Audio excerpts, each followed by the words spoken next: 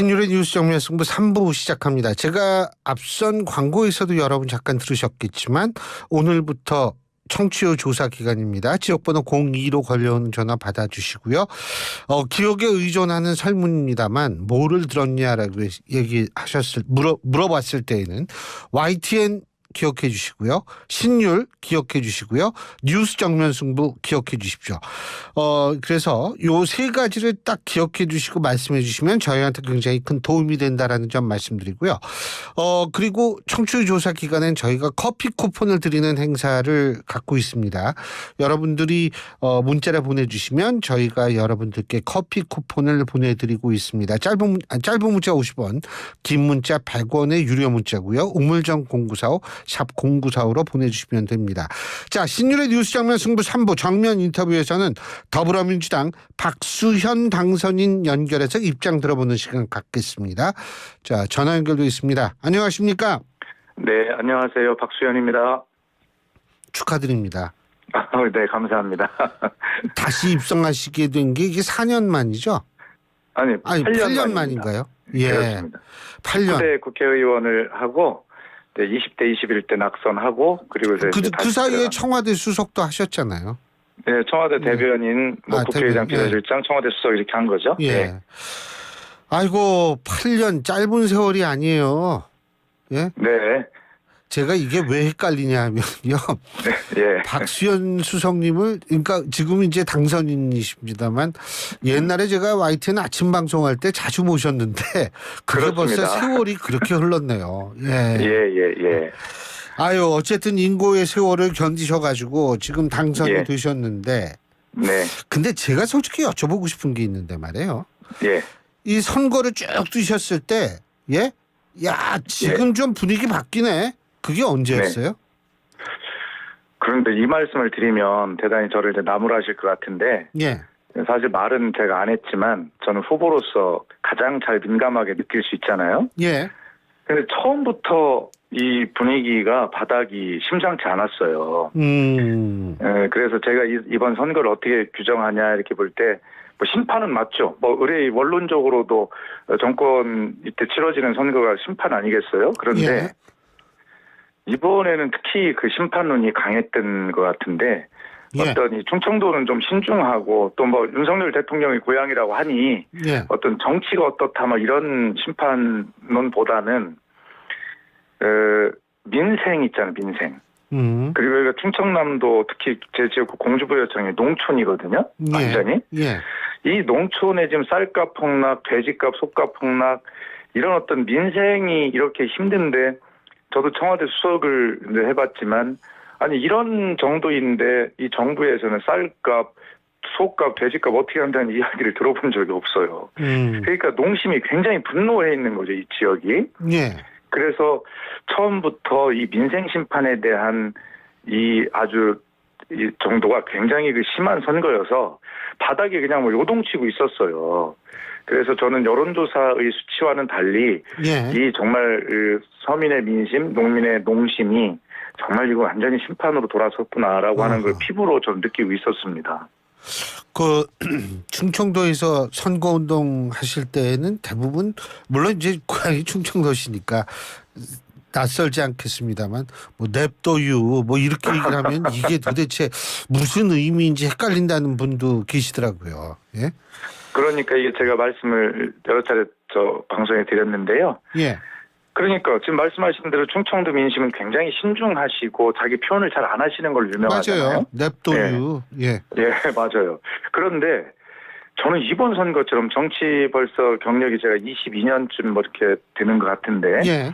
이번 선거처럼 그렇게 신중하신 충청도 민심이 공주부여 청양의 이 유권자들이 이렇게 말씀을 많이 하시고 단호하게 말씀을 하시는 걸 처음 봤어요. 그만큼 지금 민생이 힘들다, 농촌이 힘들다라고 하는 것을 이 바닥은 보다보면 알겠는데 왜 우리 그 윤석열 정부에서는 이런 민생의 이 민심을 농심을 몰랐을까? 그게 참 이번 선거에 승패의 요인이 있다면 바로 그거라고 저는 생각을 합니다. 자, 민생 말씀하셨는데 오늘 윤석열 대통령이 국무회의를 주재하면서 민생 얘기를 했어요. 어떻게 들으셨습니까? 제가 다 듣지는 못했는데요. 예. 오늘 저는 지난 강서구청장 재보궐선거 때 이제 회초리를 맞으시고 나서 국민의 말씀은 늘 옳다 이렇게 대통령이 표현하셨잖아요. 저는 아주 잘했다고 생각하고 그때 국정 기조가 좀 변할 줄 알았어요. 그런데 전혀 변화가 없었기 때문에 이번 총선에서 또다시 그냥 뭐 어떤 방송에서 보니까 몽둥이로 맞았다 이런 표현하던데 그렇게 된 거 아니겠어요? 그런데 오늘 역시 하시는 말씀 중에 저는 주목되는 게 국정의 방향은 옳지만 이라고 하셨거든요. 그러니까 이 국정의 기조를 그냥 갖고 가시겠다는 거거든요. 그래서 좀 이렇게 좀 대통령께 이런 상황인식을 이렇게 갖고 계시면 이게 정말 큰일 나겠는데라는 생각이 저는 들었거든요. 예. 그래서 아니 민생 하셨는데 왜 민생이 이렇게 힘들고 민생 심판이라고 느낄 만큼 이런 예. 지경이 됐는지를 다시 한번 대통령께서 정말 깊이 들여다보셔야 된다고 생각해요. 그러니까 아직도 문제의 핵심을 제대로 모를 가능성이 있다 이런 말씀이신가요? 오늘 그 말씀하시는 거 듣고 딱 그 판단이 들었어요. 예. 그래서 이 기회를 빌어서 다시 한번 좀 말씀을 드리면 뭐 대통령께서 들으실지는 모르겠습니다만은 여당의 뭐 인사들이 듣고 핵심 인사를 들으시면 정말 대통령께 이대로는 안 된다. 국정 기조를 바꿔야 된다라고 충원을 좀 해주는 그런 여당이 되기를 바랍니다. 근데 박수현 당선인님께서도 그 청와대에 좀 오래 계셔서 아시잖아요. 예, 거기가 이렇게 좀 여론이 잘 안 들리는 자리 아닌가요? 아니요. 잘 듣죠. 잘 듣는데 글쎄 모르겠습니다. 뭐 그걸 일반화할 수는 없는데 그래도 이제 제가 한 가지 예를 들면 예를 들어 쌀값이 폭락하고 있잖아요. 폭락했으면 저희 때는 그래도 농촌 출신인 제가 있으니까 뭐 계속 말씀도 드리고 대통령께 계속 제 소관도 아니면서 말씀도 드리고 그러면 대통령께서 또 뭐라고 하시냐면 우리 박수정님은 오늘 또 주말에 고향 다녀오셔서 농촌을 보고 오셨군요. 이렇게 말씀하셨거든요. 그러면서 계속 무엇인가 대책을 내려고 하고 이제 했는데 그런데 그때도 반응성이 떨어진다는 얘기가 좀 많았던 것 같은데 그래서 여쭤본 거예요. 아니 그러니까 예. 어떤 다 평가는 다를 수 있지만 그런데 그런 경험을 했던 제가 보는 시각으로 지금의 어떤 여당이나 대통령실에서 이런 민생에 대한 대책을 세우는데 현장의 감각과는 많이 떨어져 보이는 하는 거죠. 예. 그런 게 있는 것 같아요. 예. 지금 서민은 당장 물가가 너무 비싸다는 건 다 알려진 사실이지만 이게 도대체 그냥 이론상으로 듣는 얘기로 물가가 비싸다면서 이게 아니라 정말 비싸군요라고 공감하고 그거에 대한 대책을 정말 공감이 가도록 내줘야 되는데 그런 게 좀 부족해 보이는데 확실해 보입니다. 근데 지금 문재인 전 대통령 말씀하셔서 제가 생각이 난 건데 요번에 문재인 전 대통령이 전직 대통령으로서는 최초로 막 유세장 가고 그랬잖아요. 예? 근데 일각에서는 그것이 좀 효과가 없었다 혹은 역효과가 있었다 뭐 이런 분석 나오는데 어떻게 평가하세요? 그러니까 언론은 그렇게 분석을 해야 재미있겠죠. 그런데 사실 이번 부산 지역에 보면 그 전재수 의원 한 명 빼고 전부 다 국민의힘이 당선이 됐잖아요. 그런데 전국적인 판세를 보면 저는 이렇게 생각을 합니다. 적어도 국민의힘 지지자들이 막판에 적어도 이 선거는 대패구나. 그런데 적어도 개헌 저지선만큼은 지켜야 되겠다라고 하는 보수 결집이 그 지역을 중심으로 일어난 것이라고 저는 그렇게 분석을 하거든요. 그것이 문재인 전 대통령의 유세 지원이나 뭐 방문이 역효과 때문에 그렇게 됐다라고 그렇게 분석하는 것은 저는 너무 미시적이라고 생각을 하고요. 그렇게 보는 것이 맞고 그렇다면 제가 거꾸로 질문을 하면 지금 본 선거운동 기간인 4월 1일인가에 윤석열 대통령께서 현직 대통령께서 제 지역구 공주를 방문하셨거든요. 그럼 어떻게 설명해야죠? 그것은 그렇기 때문에 문재인 대통령의 그런 뭐 정말 관심 있는 지역에 몇 군데 이렇게 하신 걸 가지고 그것을 가지고 문재인 지원의 역풍이다 이렇게 하는 것은 저는 윤석열 대통령의 그런 어떤 선거 관심이나 개입이나 이런 거에 비해서 또 형평에도 맞지 않고 그것은 일반화할 수 있는 평가가 아니다 그렇게 생각합니다. 예, 그렇군요. 근데 이런 얘기가 오히려 민주당 쪽에서 나온 얘기, 다시 말해서 이재명 대표에 대한 어떤 적극적인 지지 의사를 표명한 쪽에서 얘기가 나온 그런 걸로 알고 있거든요. 네, 네, 알겠습니다. 아니, 더 이상 말씀을 안 하시네. 예. 네네. 알겠습니다. 지금 일단은 뭐 이 거국 내각 얘기도 나오고 별 얘기가 다 나오는데, 네. 박수현 수석님께서는 어떻게 보세요? 거국 내각 필요하고 가능하고, 이게 사실 협치의 열쇠는 전 야당이 갖고 있다라고 보거든요. 가능하다고 아니, 보세요? 협치 열쇠는 여당이 가지고 있죠. 왜 야당이 가지고 있습니까? 아유, 압도적인 의석, 입법 권력이 얼마나 압도적인데요. 네. 아니, 그러니까 이렇게 보시면 되죠. 지금 뭐 거국 내각 이야기가 나올 만큼 정권이 지금 위기라는 이야기죠. 그러나 그건 가능하지 않다고 봅니다. 왜?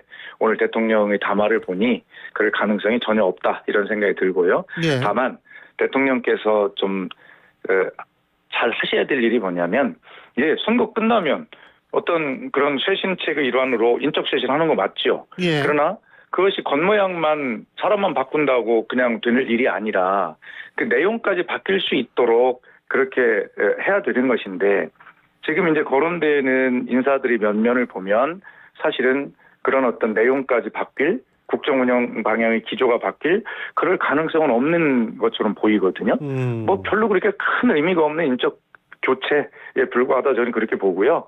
그래서 대통령께서 정말 다시 한번, 그러니까 여당 내에서도 한 사람만 바뀌면 된다라는 좀 자주 섞인 이야기가 나온다는 거 아닙니까? 그래서 이 문제를 정말 심각하게 보시고 거국 내각은 하시고 싶지도 않을 것이고요. 가능성도 없고, 다만 그런 어떤 대통령실과 내각을 바꾸시려면 정말 회전문, 도돌이표 뭐 이런 것이 아니라 내용까지도 바뀔 수 있겠구나, 국민이 좀 기대할 수 있는 그런 어떤 내각 교체, 비서실 교체 이런 거라도 잘 했으면 좋겠다는 생각이에요. 그러면 말이에요. 만일 말이에요. 민주당 네. 쪽에 야 진짜 협치 좀 같이 하자. 이렇게 얘기 나오면 민주당에서 할 것 같으세요? 저는 가능하지 않다고 봅니다. 왜 그러냐면 전제 조건이 있어요. 뭐냐면 지금 예를 들어서 그 최상병 그 수사 외압 사건의 문제라든가, 그다음에 이태원 참사 특별법이라든가 뭐 등등 지금 당장 처리를 빨리 해서 국민적 의혹을 해소하고 공정과 정의를 바로 세워야 될 문제들이 있어요. 이런 문제들을 빨리 바로 잡고 나서 그 다음에 그런 진정성을 가지고 예를 들어서 대통령께서 손을 내밀어서 정말 협치를 제안하든, 그 뒤는 모르겠습니다만 이런 어떤 전제들에서 진정성이 전혀 없고 진전이 없다면 무슨 협치가 가능하겠습니까? 저는 그건 가능하지 않다고 생각합니다. 근데요, 일각에서는 뭐냐면 제가 그 특검 얘기하니까 차상병 특검 뭐 이런 거에서 국민의힘 쪽에서 좀 반란표가 나올 거라고 민주당 쪽에서는 생각하고 있을까요? 어떨까요? 글쎄 뭐 들리는 이야기로는 그런 기류들이 있어 보인다. 왜냐하면 국민의힘의 당선자들도요, 이번 선거를 치르면서 놀랐을 겁니다. 민심이 정말 이런 거였구나. 그렇기 때문에 사실 한 사람만 바뀌면 된다라는 자주 섞인 이야기가 나온다는 보도도 있는 거 아니에요? 그러니까 그렇다면 이번 선거에서 느낀 민심에 너무 놀란 국민의힘의 당선자들도 사실은 처리할 건 빨리 해야 되겠다라고 하는 어떤 그 민심을 느꼈을 거예요. 그리고 결과적으로 이번 선거의 결과는 심판이었습니다. 어떤 걸 심판받았죠? 그런 거 안 한 것을 심판받은 거 아닙니까? 그렇기 때문에 이태원 참사 특별법, 최상병 특검, 뭐 다른 건 모르겠어요. 우선 그런 거라도 이번 빨리 그 21대 국회가 마무리되기 전에 빨리 열어서 본회의가지만 뭐 2번 정도 열릴 것 같은 그런 얘기가 들리던데, 이 문제를 빨리 제대로 협조해서 빨리 정말 처리해놓고, 그리고 나서 그런 진정성 또 국민에 대한 사과 이런 걸 하고, 그리고 나서 협치 분위기가 그래야 조성이 되는 거 아니겠냐, 저는 그런 주장을 한 것입니다. 윤명회동도 그러면은 그 이후에나 가능하다? 글쎄 그건 뭐 우리 당의 전략이 어떨지는 모르겠습니다만 저는 그 회동과 지금 말씀드린 그 특검과 특별법의 처리는 사실 한 가지로 묶여있는 진심의 카테고리에 묶여있는 이야기라고 생각을 해요. 그렇기 때문에 이런 거 처리 안 되면 뭐 윤명회동 뭐 그것도 그것이 처리가 안 돼서 불가능한 것이 아니라 이걸 처리하고 싶은 마음이 없으면 회동하고 싶은 마음도 없는 거죠. 그것은 같은 카테고리에 묶여 있는 거라고 생각을 합니다. 예. 제가 또 궁금한 게 그 조국 대표가 문재인 전 대통령을 방문하지 않았습니까? 근데 문재인 전 대통령도 이제 양복 입고 넥타이 메고 정식으로 이렇게 잘 영접을 했는데 네. 이거를 두고서 어떤 식의 얘기가 나오냐 하면 이 친문이 다시 이 조국 혁신당을 중심으로 뭉치는 것 아니냐 이런 얘기도 나오고 있고요. 실제로 일부에서는 어떤 분석을 내놓고 있냐면 조국 혁신당 뒤에는 친문이 있다. 뭐 이런 얘기도 있는데 어떻게 보십니까? 전혀 그렇지 않고요. 제가 이번 선거를 치르면서 제 주변에 있는 핵심 당원들도 예. 저에게 고백을 하는 사람이 있더라고요.